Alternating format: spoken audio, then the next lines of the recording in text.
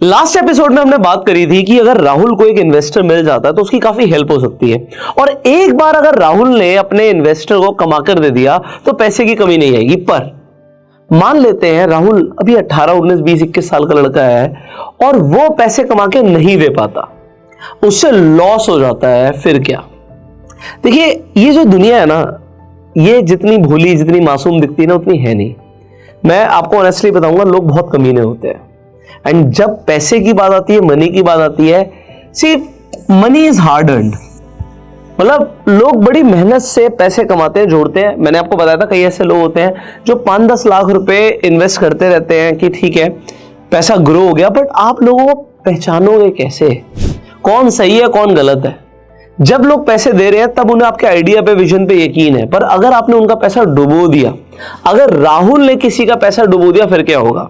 देखिए, middle class families में ना माँ बाप को इन चीजों में बहुत घबराहट होती है। राहुल अगर घर जाके किसी को बताएगा, अब राहुल 18 साल का है और वो घबरा के अपने घर में जाके बताता है कि भाई एक इन्वेस्टर मान गए और वो इन्वेस्टर 10 लाख रुपए इन्वेस्ट कर रहे हैं मेरे बिजनेस के लिए, तो पता है उनके माँ बाप को ना, राहुल के माँ बाप को फिक्र होनी शुरू हो जाएगी। किस चीज की फिक्र होगी? कि राहुल अगर फेल हो गया तो क्या होगा? अगर ये 10 लाख रुपए राहुल ने डुबो दिए तो क्या होगा? हम कहां से देंगे? हमारे पास पैसा कहां से आएगा? सो अभी सिर्फ रोजी पिक्चर की बात नहीं करते कि राहुल सक्सेसफुल हो ही गया, राहुल ने पैसा बना ही लिया। भाई राहुल से पैसा नहीं बना तो ऐसे कई सारे लोग हैं जिन्हें किसी बिजनेस के ऊपर या किसी आइडिया के ऊपर बहुत यकीन हो जाता है। आपने कई सारे लोगों को देखा होगा, लोग स्टॉक मार्केट के अंदर ट्रेड करते हैं। उन्होंने किसी को देखा, उसने ट्रेडिंग से बहुत पैसा बना लिया और उसने क्या किया? उसने लोन ले लिया, उधार ले लिया। अब ब्याज पे लोग पैसा लेते हैं और जब लोन ले लिया और मान लेते हैं उन्होंने ट्रेड किया, trade is also a business, उन्होंने ट्रेड किया और ट्रेड में लॉस हो गया, फिर क्या? ये जो पैसा आज लोन पर आया या फिर एक इन्वेस्टर ने पैसा इन्वेस्ट किया, मनी इज मनी मैन, पैसा आया और ये पैसा वापस देना होता है। जब एक इन्वेस्टर भी पैसा लगा रहा है तो ये मत सोचो फ्री का पैसा आ गया, इस पैसे का कोई जिम्मेदार नहीं है। जैसे लोन का पैसा ब्याज के साथ, इंटरेस्ट के साथ वापस जाता है, इन्वेस्टर को अपने पैसे की ज्यादा फिक्र होती है कि उसका भी पैसा रिटर्न के साथ वापस आए। अब जैसे मैंने बोला कि भैया लोग बहुत कमीने भी होते हैं। अब राहुल एक बच्चा ही तो है, राहुल को कैसे पता लगेगा? जब कोई इन्वेस्टर हाँ कर देगा कि पैसा देने के लिए, राहुल को नहीं समझ आएगा। और हर अमीर आदमी का बहुत बढ़िया बिजनेस नहीं होता। कई लोगों के, जैसे आप पिक्चर्स में देखते हैं ना, रियलिटी में भी ऐसा होता है। कोई 2 नंबर के काम भी होते हैं, नहीं समझ आएगा। राहुल को कैसे पता लगेगा? कोई इंसान अपने बहुत अच्छे बिजनेस से पैसा कमा रहा है या फिर हो सकता है वो ड्रग से पैसा कमा रहा है, ड्रग डीलिंग से पैसा कमा रहा है, कैसे पता लगेगा? वो पैसा खून पसीने से आ रहा है, ब्लेसिंग्स के साथ आ रहा है, या वो पैसा खून में रंगा हुआ है? राहुल को नहीं समझ आएगा, क्योंकि राहुल को तो लगेगा मनी इज मनी। सो राहुल के लिए एडवाइस है यार, इट इज मोर इंपॉर्टेंट कि आप पैसा ले किससे रहे हो। मैं दोबारा बता रहा हूं, आपके पास एक जबरदस्त आइडिया, आप सोचो आपके पास एक ऐसा आइडिया है कि आपको पता है एग्जैक्टली फ्यूचर में क्या होने वाला है। एग्जाम्पल के लिए मान लेते हैं, ऐसा हाइपोथेटिकल है, मान लेते हैं कल आपको पता है कि स्टॉक मार्केट 50% डूबने वाली है, 50% बढ़ने वाली है, एग्जाम्पल के लिए, यू नो इट। एंड आपको पता है बहुत सॉलिड ट्रेड हो सकती है यहां पे। एंड ये सिर्फ पता नहीं है, आपके पास मान लो फिगर्स हैं, कुछ आंकड़े हैं, आपके पास कहीं से फाइनेंशियल रिपोर्ट्स हैं, आपके पास कुछ भी है। सो यहां पर हुआ क्या? आपके पास एक आइडिया है जिसके चांसेस बहुत ज्यादा हैं कि भाई कुछ बड़ा हो सकता है, और एनी साइड, मतलब यू नो कि किस साइड हो सकता है। अब अगर आप किसी से पैसा लेते हो, मैं सवाल ये बोल रहा हूं, आपने किसी से पैसा लगवा दिया, तो आप जब पैसा लगवा रहे हो, आप कितने ज्यादा कॉन्फिडेंट हो तभी पैसा लगाने के लिए किसी को बोलोगे? आपके पास पैसे नहीं है, आप किसी को बोल रहे हो कि इन्वेस्ट कर दो, मुझे पता है इनके हिसाब से ऐसा होगा। तो अगर आप किसी को बोलोगे, आप कितने ज्यादा श्योर होगे? आप पैसा सिर्फ तभी लगवा सकते हो व्हेन यू आर 100% श्योर। अब राहुल के पास अगर कोई ऐसा आइडिया है कि वो 100% श्योर है, तो क्या सबसे पैसे लेगा? नहीं। राहुल अगर किसी से पैसे लेने वाला है इसके बाद, तो वो बहुत ट्रस्टवर्दी लोग होने चाहिए। राहुल को जिसे प्रॉफिट कराना होगा ना, उससे पैसे लेगा। मेरी बात को समझो, अगर कोई चीज होनी एग्जांपल के लिए आपको लगता है ये होना ही होना है, और बिजनेस के अंदर भी ऐसा होता है, हमें कॉन्फिडेंस होता है कि ये बिजनेस चलेगा, एग्जाम्पल के लिए आपको रियल एस्टेट का आइडिया देता हूं। मान लेते हैं मेरा एक फ्रेंड है और वो मेरा रिश्तेदार भी है। अब रिश्तेदार भी है, फ्रेंड भी है, तो रिलेशन बहुत सॉलिड हो गया। अब उसने मुझे बताया कि भाई एक प्लॉट आया हुआ है, एक प्लॉट आया हुआ है, 500 स्क्वायर यार्ड्स का प्लॉट है और वो 10 करोड़ रुपए का मिल रहा है। पर मैं जेन्युइनली तुझे बता रहा हूं, मार्केट में इसकी वैल्यू 15 करोड़ रुपए है। अभी ये मिल रहा है, एनआरआई क्लाइंट है, 10 करोड़ में दे रहे हैं, इन्हें हमें 1 महीने के अंदर पेमेंट करनी होगी, बट इसकी वैल्यू 15 करोड़ रुपए है। तो अब सोचो उस फ्रेंड ने मुझे क्या प्रपोज किया, सुनो मेरी बात को। उसने प्रपोज किया 10 करोड़ की चीज हमें खरीदनी है, प्लस हम स्टैम्प ड्यूटी वगैरह पे करेंगे, कुछ चार्जेस पे करेंगे, ब्रोकरेज पे करेंगे, और उसके बाद वो 15 करोड़ की बिक जाएगी। उसकी वैल्यू 15 करोड़ है और वो कह रहा है 15 करोड़ से ऊपर ही जाएगी, नीचे नहीं जाएगी। और मुझे ये भी पता है, देखो यहां पे सबसे इंपॉर्टेंट क्या है, reliability of the person sharing the idea. यहां पे राहुल में और मेरे उस फ्रेंड में जो मेरा रिलेटिव भी, उसमें फर्क क्या आया कि रिलायबिलिटी क्या है। रिलायबिलिटी का मतलब क्या होता है, क्या वो पर्सन रिलायबल है, क्या उसे उस फील्ड का एक्सपीरियंस है। हर इन्वेस्टर जब शार्क टैंक पे सुनते हो तो वो क्या बोलते हैं कि आप इस फील्ड का स्टार्टअप तो कर रहे हो, इस फील्ड में आपने कितने साल लगाए, आपको कितने टाइम का एक्सपीरियंस है इस फील्ड के अंदर। तो मुझे पता है यार, उसे रियल एस्टेट के अंदर 10 साल 15 साल हो चुके हैं, उसे 10 साल का एक्सपीरियंस है रियल एस्टेट के अंदर, तो वो मुझे गलत नहीं बताएगा और कुछ समझ मुझे भी होगी। तो अगर मुझे समझ है कि भैया 10 करोड़ की चीज मिल रही है जो कि 15 करोड़ की वैल्यू रखती है, और वो मुझे बोल रहा है 50-50 में काम करते हैं, तो आप समझो वो क्या कह रहा है। वो ये कह रहा है कि भाई 5 करोड़ लगा और 7.5 करोड़ हो जाएंगे, 2.5 करोड़ का प्रॉफिट करा रहा है वो मेरा। क्या वो हर आदमी का 2.5 करोड़ का प्रॉफिट कराएगा? अगर वो मेरा 2.5 करोड़ का प्रॉफिट करा रहा है, ऐसी प्रॉफिटेबल अपॉर्चुनिटीज के लिए मार्केट में पैसे की कोई कमी नहीं है। अब ये करोड़ों की बात हो रही है, आप हजारों की बात कर लो। कोई ऐसी चीज है जो 50,000 की है और वो 75,000 की बिक रही है, उसमें 25,000 का फायदा हो रहा है, क्योंकि हो सकता है करोड़ों की फिगर डे 1 में दिमाग में घुसे ही ना। पॉसिबिलिटी है, नहीं समझ आती लोगों को। बट अगर आपको कोई फ्रेंड है जो बोल रहा है भाई कोई 50,000 रुपए की मेरे पास इवेंट की टिकट है जिसकी वैल्यू अभी की अभी 75,000 की है और उसकी high demand, example India Pakistan के मैच की टिकट्स है मेरे पास एग्जांपल के लिए, तो वो बिक जाएगा। आपको पता है, आपको यू ऑलरेडी नो ये बिक जाएंगी। सो उसे बेचने के लिए भी वो तरीका बता रहा है बिकेगी कैसे, और वो कह रहा है पार्टनर भी बन जाओ, मतलब कुछ चीज जिसके चांसेस बहुत ज्यादा है। तो मैं बताना क्या चाहता हूं कि भाई राहुल को अपने आइडिया के ऊपर जब कॉन्फिडेंस होगा ना, तो हर किसी से पैसे नहीं लेने। आप किसी का प्रॉफिट करा रहे हो, ये आपके दिमाग में सोच होनी चाहिए। आपका माइंडसेट क्या है? आपको लास्ट जब मैंने एग्जांपल दिया कि भैया 1 करोड़ रुपए का प्रॉफिट हो जाएगा एग्जांपल, तो अगर 1 करोड़ का प्रॉफिट हो जाएगा और 50-50% में काम कर रहे हो तो 50 लाख कमा के दे रहे हो आप किसी को। आप किसी को भी 50 लाख कमा के दोगे क्या? सो आपको इंसान को चूज करना है, पैसे हर किसी से नहीं लेने, आपको चूज करना है कि पैसा किससे लेना है। क्यों? ये इंसान जो पैसा दे रहा है इसका टेम्परामेंट कैसा है, इसकी पर्सनालिटी कैसी है। मान लेते हैं ये आदमी बहुत ज्यादा गुस्सेल है, इसकी पर्सनालिटी ऐसी है कि ये लड़ता रहता है, इसकी पर्सनालिटी ऐसी है, मान लो ये क्लब ओनर है, इसके क्लब्स चलते हैं, लड़ाइयां होती रहती हैं। तो राहुल तो एक बेचारा मासूम सा बच्चा है, अगर उसका पैसा आज वो कह रहा कोई बात नहीं, बट अगर कल उसे गुस्सा आ गया तो राहुल के लिए हो सकता है वो ठीक ना हो। तो राहुल को समझना पड़ेगा, और राहुल को इससे सीखने को, इस इंसान से सीखने को क्या मिलेगा। तो राहुल को बहुत ज्यादा समझ के आगे बढ़ना पड़ेगा। अब देखो व्हाट आफ्टर फाइनेंशियल लॉस में पॉइंट यहां पर समझते हैं। अब मान लेते हैं राहुल ने काम किया आइडिया पे, हमने बात करी थी कि भैया 100 रुपए की कॉस्टिंग है एक मोबाइल फोन कवर की जो कि 300 का बिक जाएगा, और ये 100 रुपए के अंदर जो मार्केटिंग एक्सपेंस था वो 50 रुपए था। 50 रुपए कॉस्ट पर सेल आ रहा था। पर जब राहुल खुद काम करता है तो ऐसा नहीं होता। जब वो किसी अंकल से समझ के आया, अंकल का बिजनेस देखा, तो उनकी 50 रुपए की कॉस्टिंग आ रही थी, पर जब राहुल ने ऐड लगाई तो उसने देखा जी मेरी तो 250 रुपए की कॉस्ट आ रही है। अगर 250 रुपए की कॉस्ट आ रही है, 30 रुपए का उसको कवर पड़ रहा था और 20 रुपए के उसकी भी अदर एक्सपेंस हैं, तो 300 की चीज वो बेच रहा है और 300 उसकी कॉस्ट है, वो तो 1 रुपया नहीं बना रहा।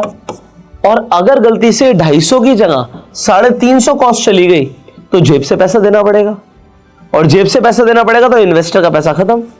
अब क्या? अब क्या? तो राहुल को यहां पे समझना है। सबसे पहली बात तो राहुल आज राहुल को मैं बता रहा हूं, कोई भी बिजनेस आइडिया पे आप काम करोगे, फेल होना निश्चित है।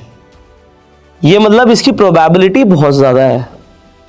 आपके फेल होने की प्रोबेबिलिटी 50-50 नहीं होती, सक्सेस की प्रोबेबिलिटी 50, फेल की प्रोबेबिलिटी 50। जब आप नए होते हो, जब आप यंग होते हो, तो आपकी फेल होने की प्रोबेबिलिटी 80% होती है सर, क्योंकि आज आपके अंदर स्किल्स नहीं है, आपको एक्सपीरियंस नहीं है, आज आपके पास कुछ भी नहीं है, आपके फेल होने की प्रोबेबिलिटी बहुत ज्यादा है। तो क्या इसका मतलब है कि राहुल कभी सक्सेसफुल ही नहीं होगा?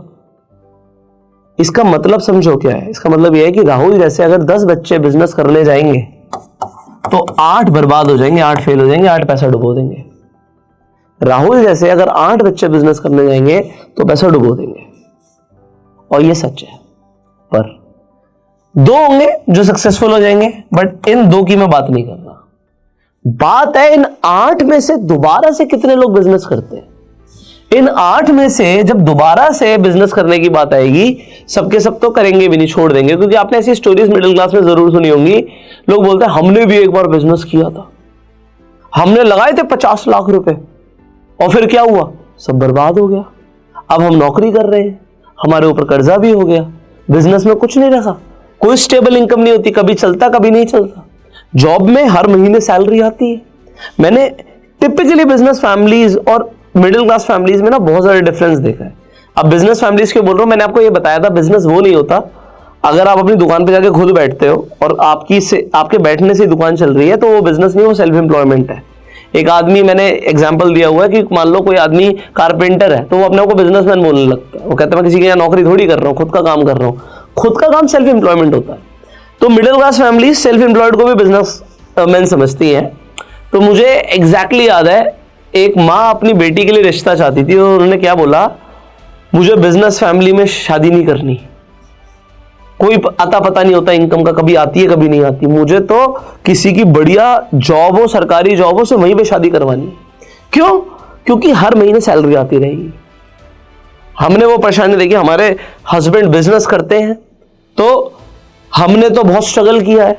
अब वो बिजनेस नहीं, वो सेल्फ एम्प्लॉयड है और हर बार पैसा नहीं कमा पाते, इसलिए उनके यहाँ परसेप्शन बन गया है और इससे ऊपर सोचना लोगों के लिए मुश्किल हो जाता है। तो मैं ये बोल रहा हूं कि इन 8 में से ज्यादातर लोग यही वाली स्टोरी कहेंगे कि हमने एक बार किया था और हम फेल हो गए। बट मान लेते हैं इनमें से 8 के 8 लोग दोबारा से शुरू करते हैं, तो हो सकता है प्रोबेबिलिटी ज्यादा हो जाए।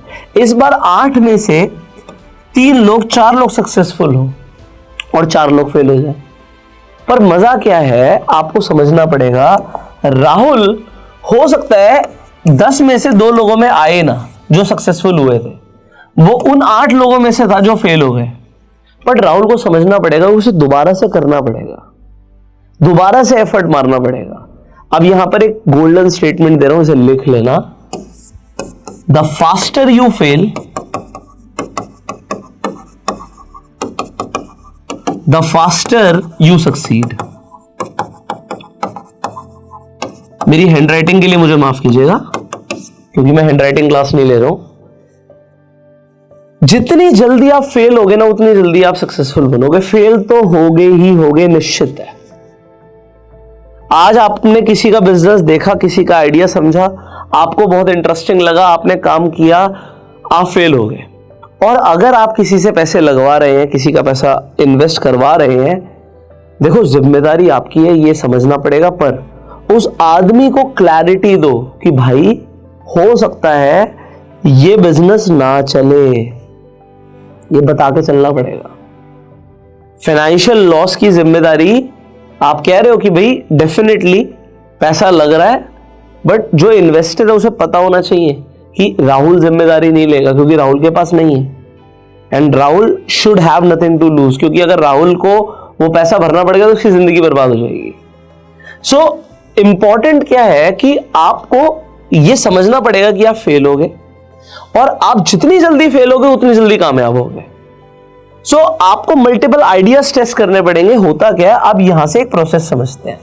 प्रोसेस क्या है, जब आप शुरू करते हो आप आइडिया ए पे काम करते हो, पर ए में आप फेल हो जाते हो। फिर आप ए से जब आप सीख लेते हो तो you learn from your failure. आपको लोगों के फेलियर से भी सीखना है और अपने फेलियर से भी सीखना है। मैंने बहुत गहरी बात बोली है, इसे लिख लेने से समझना। तुम्हारे पास बहुत ज़्यादा टाइम नहीं है कि सब कुछ हम ही ट्राई करें, सब सारे एक्सपेरिमेंट्स हम ही करें। तो अगर लोग भी फेल हो रहे हैं और जो लोग कामयाब हो रहे हैं उन्हें ऑब्जर्व करना है, उनसे सीखना है। तो जब हम आइडिया ए पे काम करते हैं और हमें पता लगता है आइडिया ए नहीं चला, तो हमें पता लगता है आइडिया बी चल सकता है, यार इस पे काम करते हैं। पर फिर क्या होता है, आइडिया बी भी नहीं चलता। फिर बी पे जब काम करते हैं तो पता लगता है बी नहीं चलेगा, यार सी चल जाएगा, सी पे काम करते हैं। बट काम करना पड़ता है और हमें लगता है यार सी 100% चलेगा, बट सी भी उतना बढ़िया नहीं चलता। पर आइडिया डी जो है ये हमें कामयाब बना देता है। पर जब हम आइडिया ए पर होते हैं हमें कोई आइडिया नहीं होता आइडिया डी के बारे में। मैं रिपीट कर रहा हूं, समझ नहीं आएगा, कुछ लोगों के दिमाग के ऊपर से जाएगा, तो मैं ऐसे कुछ समझाता हूं। मान लेते हैं एक आदमी बिजनेस करना चाहता था सेकेंड हैंड गाड़ियों का। तो उसे लगता था कि मैं गाड़ियों का सेल परचेज करूंगा तो इसमें प्रॉफिट आ जाएगा। बट उसे फिर पता लगता है यार गाड़ी के अंदर ना एक चीज है जिसके ऊपर लोग बहुत पैसा खर्च करते हैं, और वो है गाड़ी का साउंड सिस्टम। गाड़ियां लेके आते हैं 8-10 लाख रुपए की और 1-1.5 लाख का तो साउंड सिस्टम लगा लेते हैं, और साउंड सिस्टम पे बहुत बढ़िया मार्जिन है एग्जाम्पल के लिए।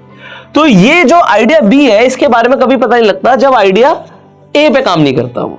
बट उसने जब साउंड सिस्टम के बारे में समझा तो उसे पता लगा यार साउंड सिस्टम के अलावा जो फ्लोर मैट्स होते हैं ना, जो सिंपली नीचे मैट लगे हैं, ये मैट लोग खरीद लेते हैं 5-10 हजार रुपए के। और इन फ्लोर मैट्स के अंदर ना और भी अच्छा मार्जिन है और इसमें कंपटीशन एग्जांपल के लिए कम है। तो उसे एक आइडिया सी के बारे में पता लगता है जो कि उसे लगता है चल जाएगा, बट उसमें भी शायद वो नहीं कामयाब होता। पर फिर उसे पता लगता है यार कार फ्रेग्रेंस के बिजनेस में भी घुसा जा सकता है, या कुछ और, मतलब एक एग्जांपल है। और कार फ्रेग्रेंस क्या है यार, वो 500,000 रुपए की बिकती है और इसकी मैन्युफैक्चरिंग तो बहुत कम की हो सकती है और हर गाड़ी में फ्रेग्रेंस की जरूरत है, और उसको ये वाला आइडिया चल जाता है। और यहां पे मान लो वो 1 लाख या 10,000 यूनिट्स बेच देता है उस कार परफ्यूम की, whatever he wants to cell.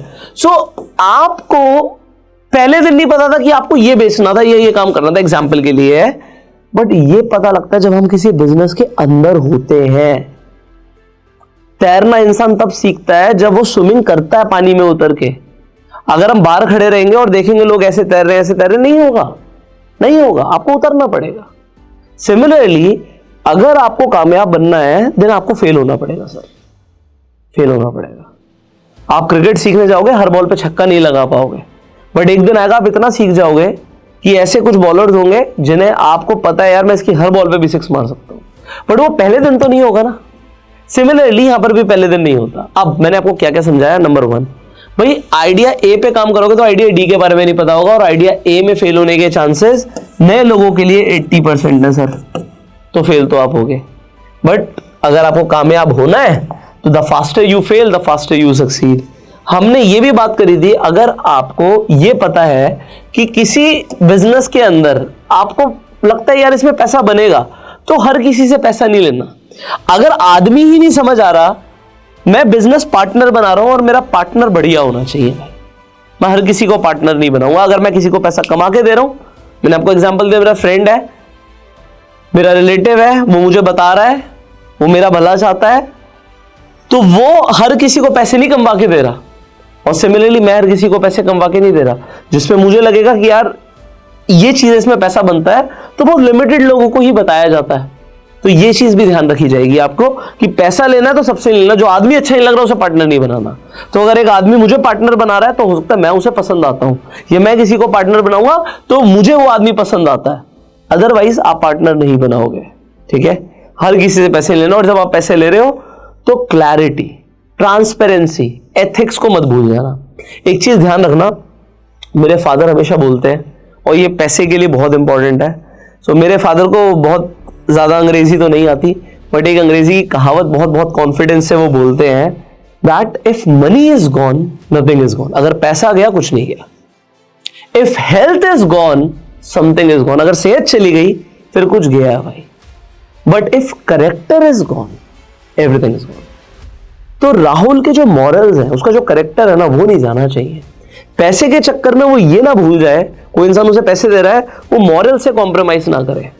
ठीक है, और ध्यान रखना, इन्वेस्टर इन्वेस्ट कर रहा है, उसे हम बता देंगे कि भाई इसमें फाइनेंशियल लॉस हो सकता है, पर क्योंकि अभी राहुल को एग्रीमेंट्स कैसे बनाने हैं, कंपनी कैसे बनानी है, काफ़ी सारी चीज़ें नहीं पता होंगी।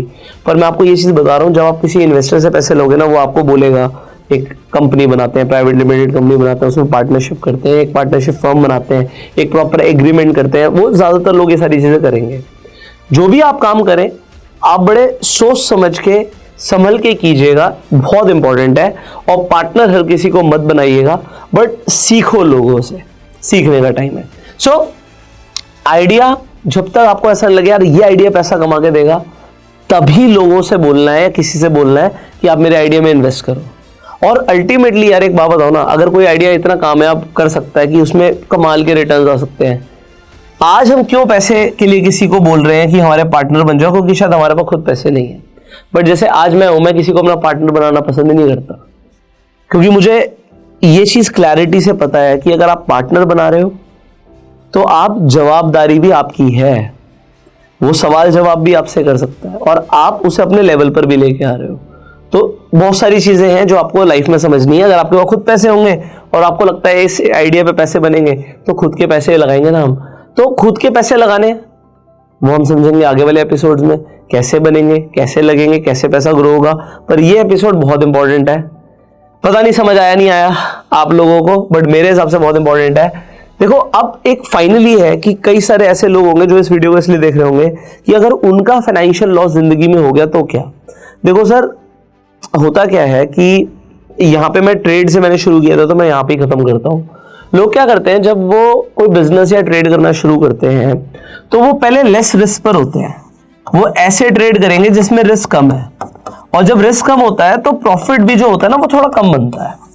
पर अगर उनका एक बार लॉस हो जाता है ना, तो फिर वो क्या करते हैं, वो रिस्क को बढ़ा देते हैं, उनका रिस्क बढ़ जाता है। जब उनका रिस्क बढ़ जाता है तो उनके प्रॉफिट बनाने के चांसेस भी ज्यादा होते हैं, पर फिर अगर उनका और लॉस हो गया, वो कवर नहीं कर पाते। हमें जब हम लोन लेते हैं, हम पर्सनल लोन लेते हैं, तो लोन लेना ना अपने आप में ना ये समझना पड़ेगा, इसके ऊपर एजुकेशन नहीं दी जाती कि कौन सा लोन लिया जाए, कौन सा लोन नहीं लिया जाए, कौन सा लोन अच्छा है, कौन सा लोन बुरा है। तो इसी सीरीज के अंदर हम लोन के ऊपर ना डिटेल में डिस्कस करने वाले हैं। आज इस एपिसोड में भी राहुल की बात हो रही है, तो हम एग्जैक्टली आपके आंसर पे नहीं जा रहे हैं, पर आने वाले एपिसोड्स में आपको डिटेल में समझ आएगा why you should take loans, क्यों लेने हैं लोन जिंदगी में। लोन हमेशा बुरा नहीं होता। मैं आपको इसके एग्जाम्पल के साथ समझाऊंगा कि लोन लेके भी पैसे को कैसे बढ़ाया जाता है, पर अगर आप सीरीज में बने रहेंगे तभी। सो आई होप आपको काफी कुछ सीखने को मिल रहा होगा। अगर आपके कुछ सवाल आप कमेंट्स में पूछ सकते हैं। इस सीरीज को अपना प्यार देने के लिए लाइक कर सकते हैं, इस वीडियो को शेयर तो आप बिना बोले कर ही रहे हैं। फाइनली सब्सक्राइब कर लीजिए, अगर नहीं किया बेल आइकन पर क्लिक कर दीजिए, जिससे आने वाले एपिसोड्स आप मिस ना करें। I will see you in the next video. Till that I am your self made and जय हिंद।